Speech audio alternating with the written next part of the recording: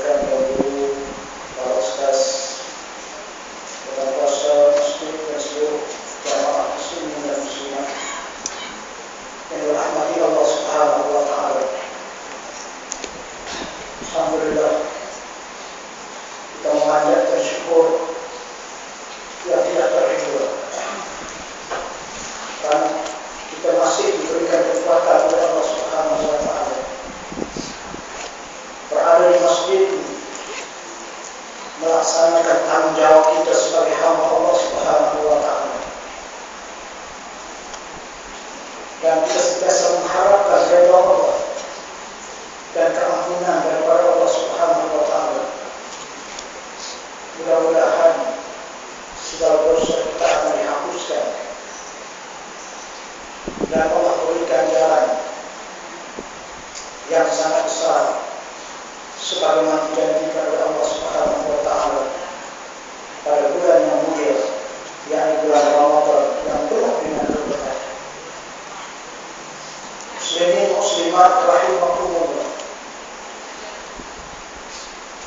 kita masih diberikan nikmat iman, dan inilah nikmat yang paling besar yang dikurniakan oleh Allah Subhanahu wa taala kepada kita. Tidak ada nikmat yang paling besar melainkan nikmat iman.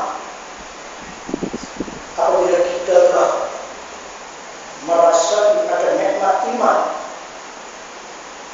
maka kita akan mendapat kemanisan dalam kita melakukan ibadah, kemanisan dalam kita beramal, dalam kita melakukan apa juga pengorbanan sama ada diri kita dan harta benda kita pada jalan Allah Subhanahu wa taala. Kemanisan yang tidak dirasai oleh orang yang tidak beriman kepada Allah Subhanahu wa taala. Muslimin muslimat rahimakumullah, kita melihat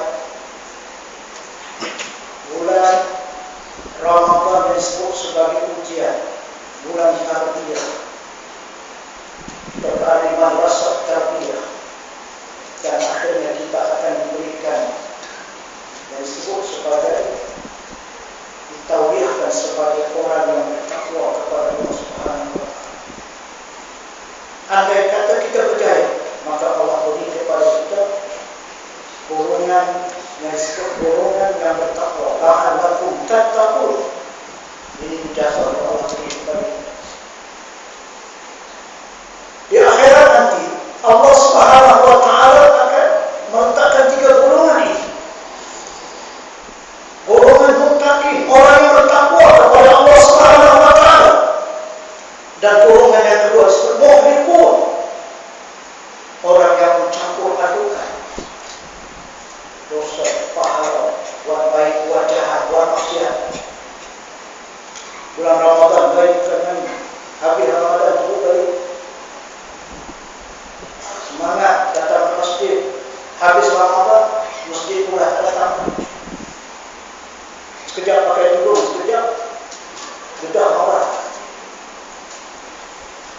Ialah disebut golongan itu.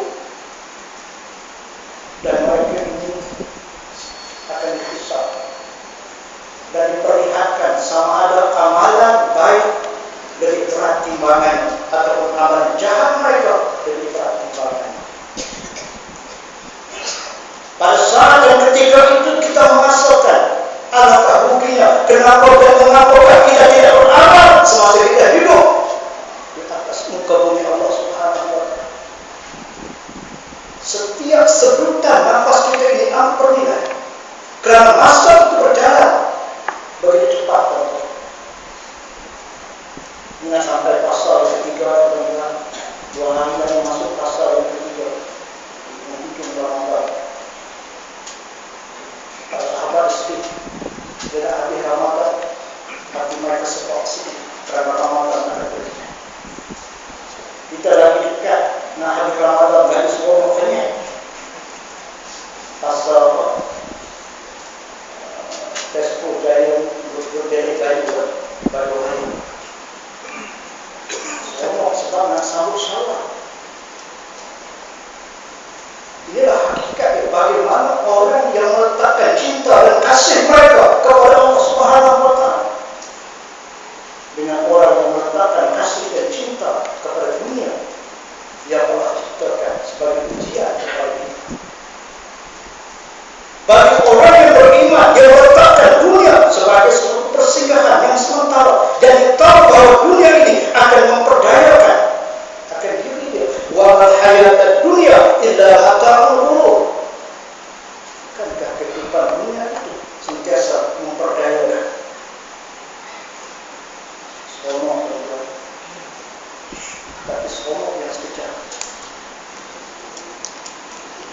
secara umum kita makin meningkat. Dan yang ketiga disebut sebagai golongan yang ingkar 100% ingkar kepada Allah Subhanahu wa Ta'ala. Golongan kufur. Maka sebab itu setiap apa yang disebut akan menjadi saksi di hadapan Allah Subhanahu wa Ta'ala. Kita sembahyang dan kita berikrar dan kita berjanji di hadapan Allah Subhanahu wa Ta'ala dengan kita mengatakan qul inna sholati wa nusuki wa mahyaya wa mamati lillahi rabbil alamin. Setiap orang Islam akan baca ikrar janji doa kita. Sembahyangku, ibadahku, wa mahyaya hidupku, wa mamati dan matiku. Sembahyang itu sebagaimana yang diperintahkan. Jaga supaya sembahyang kita dengan matang. Sempurna sembahyang kita. Ibadat setiap kali kita lakukan kerana Allah Subhanahu wa Ta'ala. Tetapi bila kehidupan kita sudah tidak mengikut apa yang diperintahkan oleh Allah Subhanahu wa Ta'ala,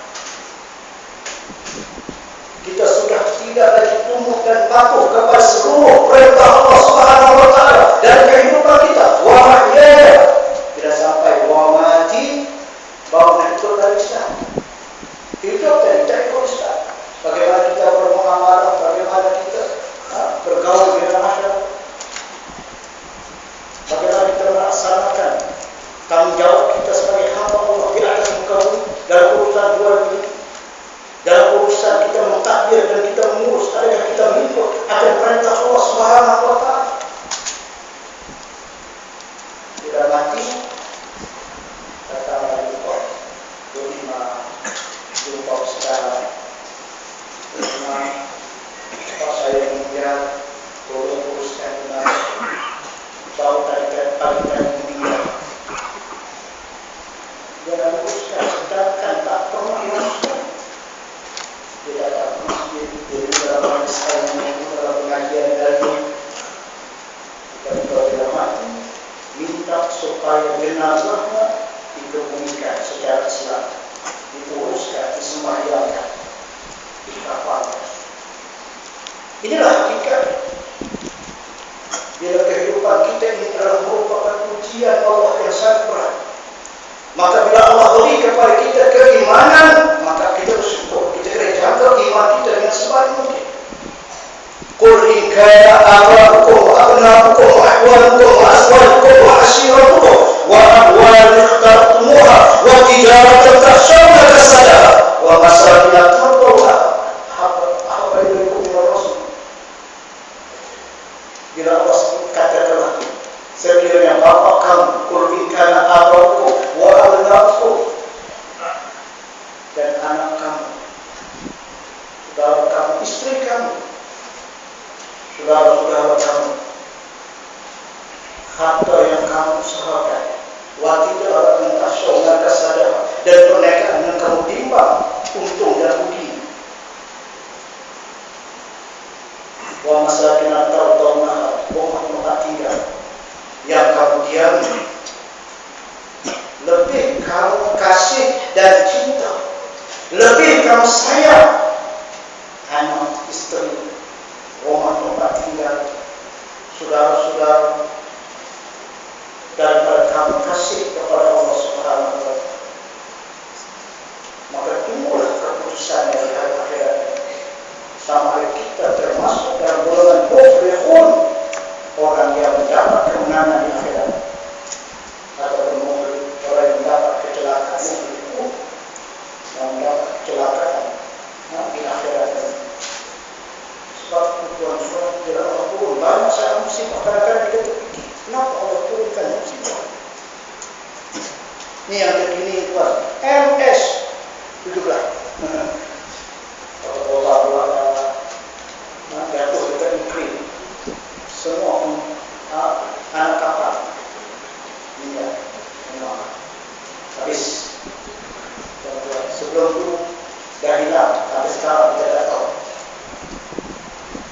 Banyak suatu musibah yang Allah tuh peringatan kepada kita.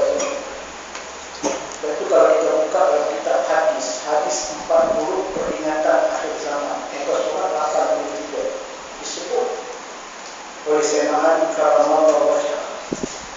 Bila berlakunya 15 perkara, maka Allah akan datangkan musibah. Allah turunkan musibah, kata Nabi sallallahu alaihi wasallam. Apabila yang pertama kata Rasulullah, harta negara itu hanya beredar di kalangan golongan tertentu saja. Kekayaan hanya diraih oleh golongan yang tertentu. Yang miskin semakin besar. Tata ini kedua yang satu dah 10 ringgit dah 10. Dulu 6 ringgit dah naik dah. Dan naik 4 ringgit 10 ringgit. Ikan temenung naik 15 ringgit. Hari ini makan temenung, besok makan temenung, lusa makan temenung, hari keempat kita orang temenung.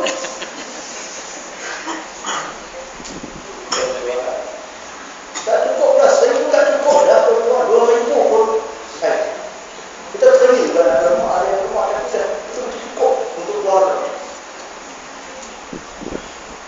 Inilah hakikat itu. Bila kekayaan milik negara, kita tak tahu letak mana. Dengan hasil minyak, dengan kita tak tanya orang yang paling letak apa. Memang ada letak paling itu. Dan kan kita kata daripada hasil letak kaya sebagai harga letak mahal. Inilah yang disebut oleh Nabi sallallahu alaihi wasallam. Yang kedua kata Nabi, amanah itu dijadikan keuntungan. Orang makan buruk, nak jadi pengurus itu, nak jadi imam, dan sebagainya. Dulu tak ada peluang, kalau buruk. Saya pergi kat pada sini. Imam-imam di sini diarahkan. Saya tiap-tiap sembahyang tarawih ada tazkirah. Mayat parakan, lepas itu buat tazkirah. Diarahkan surat Jabatan Agama turun. Saya kata boleh lah. Tapi ustaz, imam-imam kena bagi tazkirah. Hari pertama ada modal, hari kedua ada modal. Masuk hari keempat kelima, tak ada modal. Itu baru tazkirah sikit je. Jadi mana yang amanah itu takut.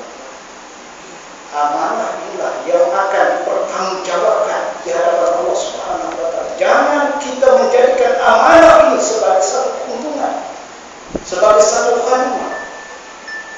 Inna aradna al-amanata 'ala as-samawati wal-ardi wal-jibali fa'abayna an yahmilnaha wa ashfaqna minha wa hamalaha al-insan innahu kana zaluman jahula.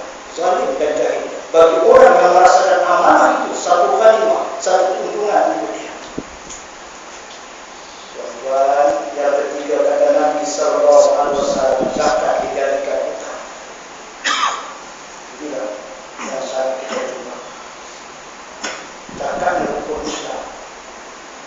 Apabila umat Islam tidak membayar zakat, sebahagian bakal mengisytiharkan perang terhadap golongan ini. Tidak berkompakan itu dipandang oleh Umar agak keras. Saya Umar menegur perbuatan kompakan. Tapi hakikatnya kompakan menyatakan bahawa ini adalah perintah Allah dan Rasul.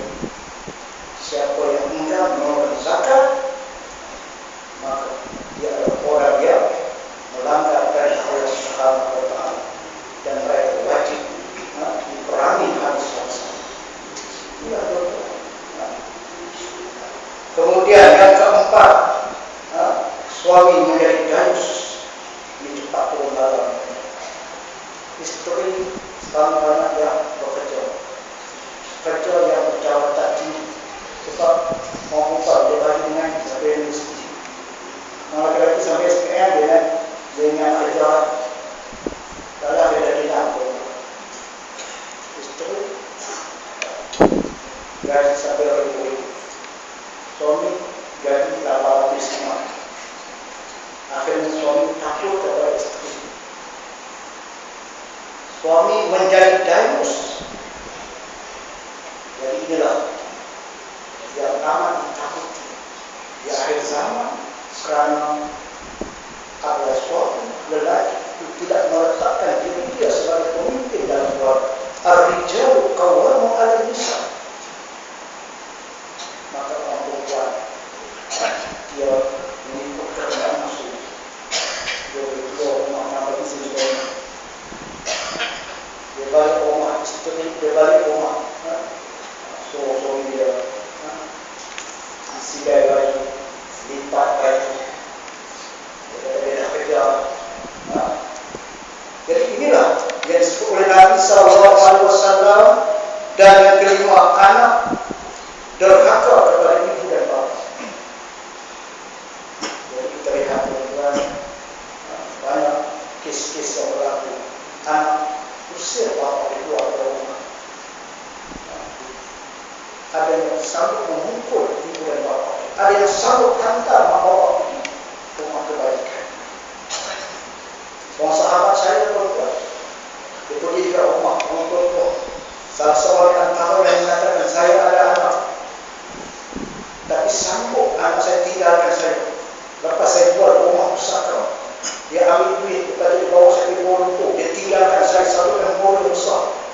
Sampailah waktu maghrib, dia tak ambil saya, sedangkan saya tak tahu kemana saya nak pergi. Maka saya duduk dekat yang Borneo tadi sehingga sampai ke malam. Saya jalan, tak tahu nak pergi. Akhirnya saya kena tangkap dan saya letakkan di rumah kebajikan. Sampai sekarang anak saya tak tahu ke mana, tak pernah datang mencari saya. Bila tanya balik, kalau saya jumpa balik anak, apa perasaan? Dia kata, saya tak tahu, tapi hati saya telah hancur di atas perbuatan anak saya terhadap diri saya. Anak sudah tidak memperdulikan ibu dan bapa, maka tunggunya pahala Allah Subhanahu wa taala. Tuan-tuan, yang ketujuhnya tidak akrab walaupun dengan ayah kandung. Banyak anak-anak yang bapak saya pergi ceramah di Jawa. Dia tanya kepada panduan-panduan, dia kata apa saya, sebab panduan ini dia ada HIV dia. Ada HIV dia. Dia kata minta pergi semayang. Saya tak semayang. Sebab mak bapak kami pun tak semayang, ayah kami pun tak semayang. Pada ketika itu dia akan salahkan bapak dia. Karena bapak tak semayang, maka dia pun sampai sekarang dia tak tahu bagaimana semayang. Sebab itu tuan-tuan, banyak gejala-gejala sosial berlaku disebabkan mereka mengabaikan perintah Allah Subhanahu wa taala. Suara pertengkaran semakin kerap berlaku di masjid. Ini berlaku kadang-kadang bertengkar sama dengan bosnya, bertengkar sama ahli masjid soal nak ambil jawatan. Pertengkaran juga sesuatu yang menyebabkan turunnya bala Allah Subhanahu wa taala. Yang kesembilan, orang yang hina dan rendah akhlaknya diangkat menjadi pemimpin. Yang kaki perempuan, yang minum Allah, yang kaki budi, yang itulah yang diangkat menjadi pemimpin. Yang tak semayang, terang-terang dia tak semayang. Maka karena dia ada harta, dia ada pengaruh, maka diangkat menjadi pemimpin. Yang ke-10, dimuliakan kerana ditakuti akan kejahatan. Inilah di antara yang menyebabkan turunnya bala Allah Subhanahu wa taala. Takut, maka kita sangat merapikan orang yang terkenal dengan kezaliman dan kejahatan. Yang ke-11, tuan-tuan, sutra mulai dipakai oleh orang laki-laki. Sutra ini sedang kita pakai sesuatu, tapi tak boleh, dan mulai dipakai oleh orang laki-laki. Dan minuman keras yang dijual di mana-mana.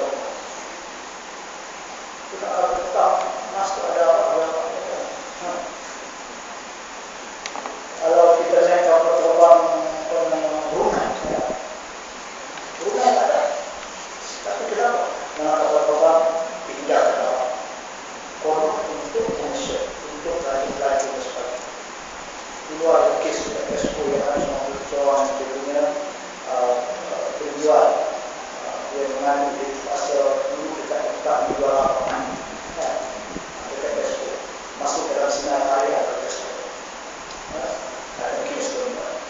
Orang sedang terpaksa menjual apa, walaupun dia tak jual tapi dia jual apa. Jadi Arab itu dijual di mana-mana. Kalau pergi dekat Langkawi tuan-tuan, anak-anak muda kita, anak-anak sekolah yang masih pakai uniform, ya, tak segan situ minum apa. Sebab apa? Dia bebas pakai atau dia muat. Jadi inilah yang kita lihat. Bila Arab itu menjadi minuman yang orang kisah lagi, bila Allah sebut dalam Quran, Innamal hamru wal maisir wal ansab rijsun kecil min amal syaitan, daripada amalan syaitan. Tuan-tuan, dan disebut musik pada dunia, orang sangat suka kepada hiburan-hiburan. Kalau tuan-tuan lalu di bulan Ramadan ini lalu dekat sampai Tamalena, sampai ke Pondok Kayu sana tuan-tuan, kita akan tengok Cabang Meriah, pusat-pusat karaoke. Walaupun di bulan Ramadan, puasa juga tuan-tuan, karaoke juga. Jadi musik dan hiburan juga sampai kepada orang di sekolah sampai kepada kecil lagi. Sampai ke bila wartawan tanya apakah perasaan makcik bila anak makcik masuk pertandingan akhir bintang kecil. Mak kepada budak tadi apa? Alhamdulillah, syukur kepada Allah. Dulu anak saya tak pandai menang, sekarang anak saya dah pandai menang. Dia sebut macam ni. Kerana dapat 20,000 menang bintang kecil. Kalau sekiranya menang pertandingan bintang kecil, sampailah kepada peringkat remaja, nama mereka Akademi Fantasia. Maka orang berkata, nak masuk Akademi Fantasia sebab dia punya hadiahnya sangat lumayan. Tak cukup setakat orang remaja yang muda belia diangkat naik ke atas nama dia kilauan emas. Orang tua mana yang ini tak ada. Semua itu merupakan tanda-tanda yang disebut dalam hadis. Saya saja hari ini sebab saya tulis apa saya nak cakap malam. Bila saya dapat orang jatuh, supaya kita ingat lagi. Ini hadis sahih riwayat Sayyidina Ali radhiyallahu anhu. Yang ke-13, para artis disanjung. Artis ni berbuat orang dari history. Andai kata artis datang kata Pak kita membuat kita dari history sebab artis selebriti. Kalau ustaz ada dunia. Dan generasi akhir menghina para ulama yang terdahulu. Generasi yang kemudian suka menghina akan para ulama-ulama yang terdahulu. Jadi itu seperti tuan-tuan, saya ceritakan 15 perkara ini yang Allah turunkan azab, Allah turunkan balas supaya kita sentiasa perhatian. Bila Allah turunkan suatu musibah, itu malah semua sekali kita kena. Maka kita bermohon kepada Allah, kita minta kepada Allah Subhanahu wa Ta'ala, mudah-mudahan kita dihindarkan dari musibah. Kalau ada musibah yang dahsyat, seperti gerak bawah banjir, kemarau yang tajam, penyakit yang membunuh, yang berjangkit dan sebagainya, semua itu adalah merupakan satu musibah. Maka kita berpegang kepada satu kalimat Al-Quran bila Allah sebut walau anna ahlul qura amanu wattaqaw la fatahna 'alaihim minas sama'i wal ardh. Jangan kita menjadi sebagaimana yang Allah sebut dalam Al-Quran. Allah beritahu wa man a'rada an dzikri fa inna lahu ma'isyatan dzanka. Siapa yang tidak ingat kepada Allah, maka kami jadikan hidup mereka sempit. Wa nahsyuru yaumal qiyamati a'ma, dan mereka dibangkitkan dalam buta mata mereka. Lalu mereka itu berkata, kenapakah kami dibangkitkan dalam buta mata kami, sedangkan kami melihat ketika kami hidup. Waqad kuntu basira, ketika kami hidup kami melihat.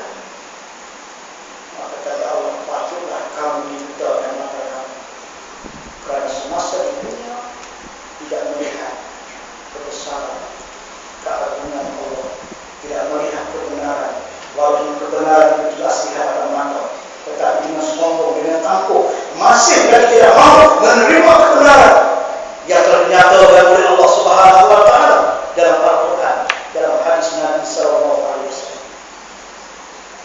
Tuan-tuan, selalu saya sebut, bila kena pada diri kita penyakit, maka kita akan pegang cara doktor. Sedangkan doktor juga adalah manusia biasa, macam mana kita juga. Tapi kita anggap dia seorang pakar. Kalau kita bergantung dengan ubat, kita akan pastikan ke mana sahaja kita pergi, kita akan bawa ubat. Ubat darah kuning. Itu sampai pola kasar, patah balik sebab dia ubat. Takut kita. Tapi bila perintah Allah Subhanahu wa Ta'ala, perintah Rasul, kita buat kisah. Inilah hakikat yang perlu kita sentiasa berhati-hati. InsyaAllah mudah-mudahan kita bertemu lagi dengan Ramadan yang akan datang. Kita anggap Ramadan ini Ramadan akhir bagi kita. Maka kita sedang bersama untuk pertama bersungguh-sungguh. Dan insyaAllah kita berdoa mudah-mudahan Allah panjangkan umur kita sampai tahun depan lagi. Kita jumpa lagi dalam tazkirah. InsyaAllah akan kita sentiasa ingatkan pada diri kita masing-masing. Dan insyaAllah mudah-mudahan kita berdoa kepada Allah Subhanahu wa Ta'ala supaya kita beristiqamah di atas hidayah dan petunjuk yang Allah beri kepada kita. Aku qouli hadza wastaghfirullah li wa lakum wa lisa'il muslimin wal muslimat. Assalamualaikum warahmatullahi wabarakatuh. Kita buka dengan tasbih kibar dan surah Al-As. Bismillahirrahmanirrahim. Subhanallah. Subhanallah. Bismillahirrahmanirrahim. Alladzina amanu bis-salihati